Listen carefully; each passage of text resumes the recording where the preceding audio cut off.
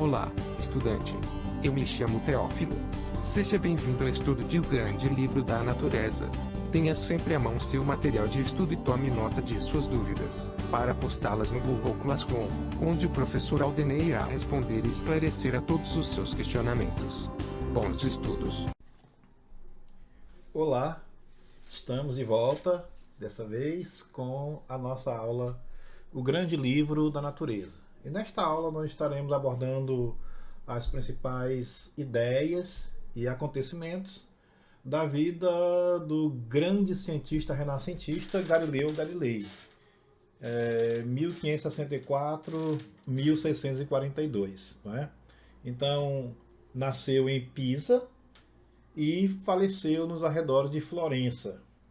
Ele foi físico, matemático, astrônomo e filósofo, né? Como a tradição, né, da época, então não poderia deixar de ser. Então, para Galileu, a filosofia encontra-se escrita neste grande livro que continuamente se abre perante os nossos olhos, ou seja, o universo, que não se pode compreender antes de entender a língua e conhecer os caracteres com os quais está escrito. Ele está escrito em língua matemática, os caracteres são triângulos, circunferências e outras figuras geométricas, sem cujos meios é impossível entender humanamente as palavras. Sem eles, nós vagamos perdidos dentro de um obscuro labirinto. Galileu Galilei, o ensaiador da obra Galileu, não é? Da coleção Os Pensadores, não é? Pois então, Galileu, ao resumir a natureza e o entendimento dela, as figuras geométricas, sintetizou um modo de pensar que se difundia à sua época, a partir das observações de Copérnico e de outros físicos e astrônomos, como o dinamarquês Tycho Brahe e o alemão Johannes Kepler. Cada vez mais a matemática passava a ganhar força como a linguagem primordial da ciência. Na nossa ilustração, nós temos o poeta inglês John Milton, autor de Paraíso Perdido, visita Galileu Galilei, que lhe explica suas teorias. Muito bem, então a partir de Galileu Galilei, nós temos como característica do pensamento científico a matematização da realidade, certo? Esta matematização se encontra presente de forma hegemônica no pensamento de Galileu e, por sua vez, ajudou a consolidar o mecanicismo, a concepção da natureza como uma máquina que obedece a relações de causalidade necessárias, automáticas e previsíveis, constituídas pelo movimento e pela interação de corpos materiais no espaço, como o modelo físico por excelência de compreensão do universo. Então, segundo esse modelo, o universo funcionaria como um relógio, em que cada engrenagem se liga à outra para o funcionamento do todo. E essas engrenagens seriam impulsionadas por uma força exterior. Então, a natureza, nessa nova concepção científica, parece se separar cada vez mais do ser humano, porque o ser humano vai se tornar o sujeito do conhecimento ou a autoridade efetiva das leis naturais, ao passo que a natureza vai se tornar apenas extensão e movimento, um mecanismo cujos elementos podem ser desmontados, separados e, enfim, relacionados à regularidade matemática sob a forma de leis, não é? Então, nós temos aí esse primeiro desenho do desenvolvimento do pensamento científico da Idade Moderna. É um pensamento caracterizado pela matematização, não é? Uma das características também do pensamento científico moderno é a observação rigorosa, certo? Porque os diversos pensadores envolvidos na invenção da ciência moderna, como o próprio Galileu, acreditavam que os estudos anteriores em filosofia natural eram demasiadamente especulativos e dependentes das opiniões de autoridade de certos estudiosos. Ou seja, quanto mais gabaritado ou respeitado era o pensador, então assim também eram suas ideias. Mas para os renascentistas, a observação rigorosa da natureza e a experiência ordenada, controlada e sistemática deveriam ser os verdadeiros fundamentos do conhecimento. Para eles era preciso desmontar o relógio do mundo a fim de observar isoladamente cada uma de suas peças e assim compreender o seu funcionamento e sua participação no todo, certo? Então, esse foi, portanto, o momento em que a maiêutica ou o estudo bibliográfico sobre a natureza não mais bastavam para o desenvolvimento de uma filosofia natural. Por quê? Porque esse momento exigia avanços técnicos que permitiriam a cada novo passo observar a natureza com mais precisão em sua busca por novas verdades. Então foi preciso, portanto, estimular o desenvolvimento de instrumentos apropriados para a observação dos fenômenos naturais que se pretendia estudar. Então o pensamento científico vai fazer da observação rigorosa aliada à instrumentação científica, vamos dizer assim, a sua principal característica. Então, nós vamos ter aí um desenvolvimento tecnológico, não é? E aí nós temos um outro grande desenvolvimento tecnológico para a ciência de então, foi a invenção do telescópio, né, por Hans Lippershey, não é? Que foi um instrumento que recebeu sucessivos aprimoramentos realizados por Galileu a partir de 1609. Então Galileu pegou algo que já existia, não é? E aperfeiçoou. E os aperfeiçoamentos que Galileu fez ao telescópio foram aperfeiçoamentos tais que levaram à descoberta de alguns novos planetas no sistema solar, certo? E também a descoberta de satélites naturais de outros planetas, como é o caso, por exemplo, das luas de Marte, né? Ainda feitas na época de Galileu. Galileu foi um descobridor que descobriu duas, entre as várias luas de Marte, ele descobriu duas dessas luas aí, não é? Então as observações astronômicas de Galileu, com o uso do seu telescópio, aliadas às explicações das razões matemáticas inferidas dessas observações, foram fundamentais para comprovar as teses copernicanas e tornar essas teses mais aceitas no meio científico, né? Então, partir de experimentos isolados e deles inferir conhecimentos gerais aplicáveis a toda a natureza significa que a experimentação moderna parte de proposições particulares, ou seja, das partes para o todo.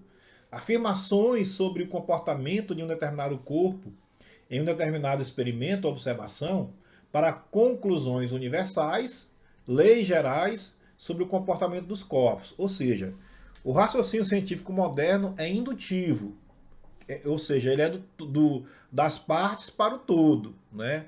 Rompendo com a tradição da ciência dedutiva de Aristóteles, né? Que ia do todo para as partes, né? Então a base racional da indução vai ser questionada pelo filósofo escocês David Hume, 1711-1776, que via como uma pressuposição do raciocínio indutivo a crença na uniformidade da natureza, embora nada garanta que ela não mude, não é?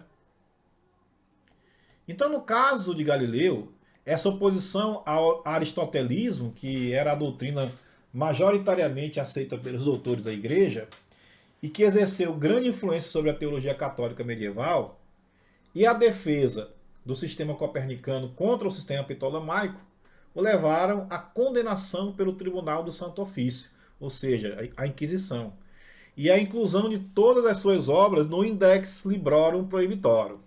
Então, no seu livro, intitulado Diálogos sobre Duas Novas Ciências, de 1638, Galileu procurou demonstrar novas concepções científicas, a saber, a resistência dos materiais e a dinâmica.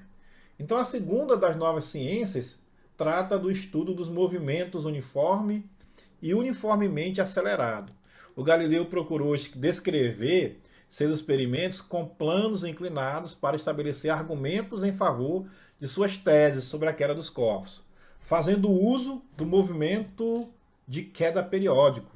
O cientista italiano procurou demonstrar, mais uma vez, o equívoco das concepções aristotélicas. Então, Galileu Galilei rebateu Aristóteles, porém não foi um rebate por rebater, foi um rebate baseado em experimentações científicas, né? Então, a lei da queda dos corpos, como ficou conhecida, foi fundamental para o desenvolvimento da física moderna. Galileu examinou o movimento uniforme e relatou que, de acordo com esse movimento, para todos os tempos iguais, um objeto percorre espaços iguais, isto é, todos os corpos caem com aceleração constante e o peso não teria influência na velocidade de queda. Isso demonstrou o equívoco da tese aristotélica, segundo a qual coisas mais pesadas haveriam de chegar ao repouso com maior rapidez.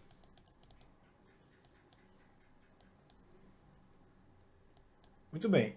Então, ao analisar a dinâmica dos projéteis, o físico italiano chegou ao seu postulado da inércia dos corpos.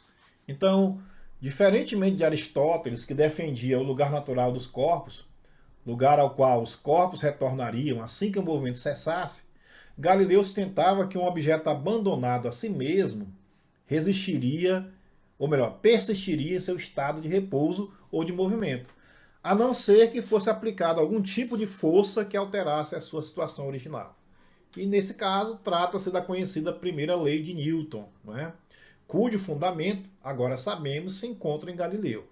A esse respeito, também devemos entender que, para Galileu, movimentos e repouso são compreendidos como estados, e não qualidade intrínseca dos objetos, como queria Aristóteles. De forma geral, as novas ciências propostas por Galileu provam a incompatibilidade do aristotelismo com o método matemático moderno e esboçam os alicerces do que viria a ser a ciência moderna. A observação dos fenômenos, ancorando-se em uma experimentação que possibilite verificar sua legitimidade, obtida mediante compreensão de sua regularidade matemática. Então, os trabalhos desenvolvidos por Galileu pareciam apontar para o fato de que a linguagem da Sagrada Escritura não se prestaria a uma análise científica, e no que concerne à ciência apenas poderia ser interpretada como uma alegoria sobre o mundo e a existência humana. O que, obviamente, tem a minha concordância, porque a Sagrada Escritura não é um livro de ciência, né? A Igreja Católica, então, não viu essa visão com bons olhos, não é? E não tardou para que Galileu fosse chamado a dar explicações. Então foi em vão. O astrônomo tentou levar as autoridades religiosas a observar em seu telescópio o que qualquer pessoa poderia ver por meio das lentes do aparelho. Os cardeais não aceitaram o convite e sob o argumento de que toda observação empírica é imperfeita. Então, desse modo, ameaçado de ter o mesmo destino de Giordano Bruno, Galileu renegou as suas teorias, né? O primeiro evento a envolver Galileu e a Santa Inquisição é a sua condenação em 1616, que o proibiu de defender as teses heliocêntricas e sobre o movimento da Terra. A princípio, a Igreja propôs que Galileu pudesse discutir o sistema de Copérnico apenas como uma hipótese científica, oferecendo argumentos astronômicos e físicos a favor e contra, mas não defender tal teoria. No mesmo documento, ela também condenava a crença no movimento da Terra ao redor do Sol, considerando-a contrária à razão e às Escrituras, né? Em 1633, porém, outra vez, Galileu deparou-se com as forças da Igreja Católica, após a publicação do Diálogo sobre os dois máximos sistemas do mundo ptolemaico e copernicano. E nesse documento, Galileu defendia a teoria copernicana. Então, segundo o Tribunal da Inquisição, ele teria desrespeitado a decisão de 1616. Então, a pena dessa vez foi cumprida nas masmorras do Santo Ofício, né? Para se livrar da prisão, Galileu então jurou sempre acreditar nos ensinamentos da Igreja e prometeu abandonar a ideia de movimento da Terra ao redor do Sol, abjurando a sua teoria, né? Abjurar é renunciar publicamente a algo em que se acreditava antes, né? Crença religiosa, convicção política ou princípio moral. Então Galileu, ao renegar suas teorias, teve sua pena reduzida à prisão domiciliar perpétua, evitando ser queimado na fogueira. Só que, infelizmente, suas obras não tiveram o mesmo tratamento, né? Mesmo as obras escritas durante a prisão continuaram proibidas, né? Então assim chegamos ao final desta nossa aula. Quaisquer dúvidas, postem-nas na página de comentários no Google Classroom que prontamente iremos respondê-las. Um abraço e até a nossa próxima aula.